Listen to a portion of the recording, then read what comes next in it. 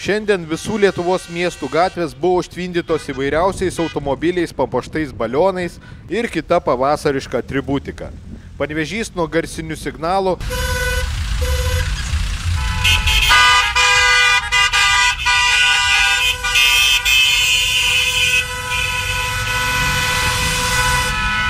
aidėjo nuo pat ryto ir net dideli šiam miestui susidarę kamščiai netemdė vairuotojų nuotaikos, nes visi būsimi abiturientai taip įspūdingai pasitiko savo paskutinį skambutį.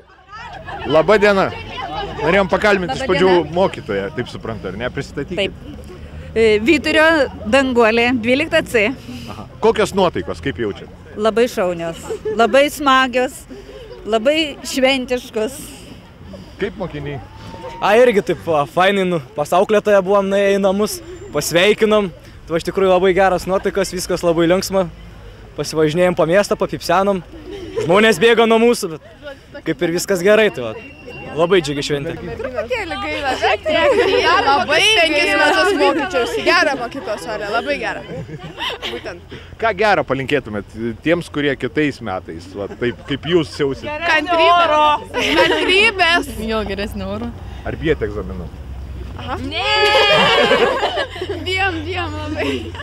Kol kas nesugadintas buities, darbų ir kitų rūpesčių išlydintis vaikystę jaunimas rinkosi į paskutinę pamoką ir renginius, kuriuos jiems paruošė būsimieji 12-tokai. Panevėžio Vyturio vidurinės mokyklos salėje renginys prasidėjo nuo mūsų valstybės himno, kurį 12-tokai ne tik klausėsi, bet ir giedojo.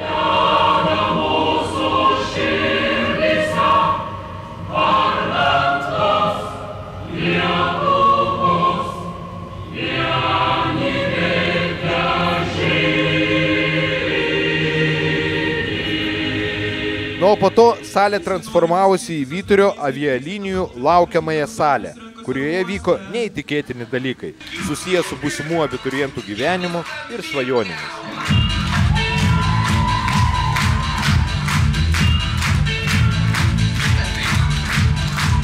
Nežinia, kieno ir kada sugalvota paskutinė skambučio šventė tapo ne tik gražių renginių, bet ir puikia atsisveikinimo su jaunystė, sakykime, pramoginė simfonija. Pilna šypsenų, balionų ir vilties.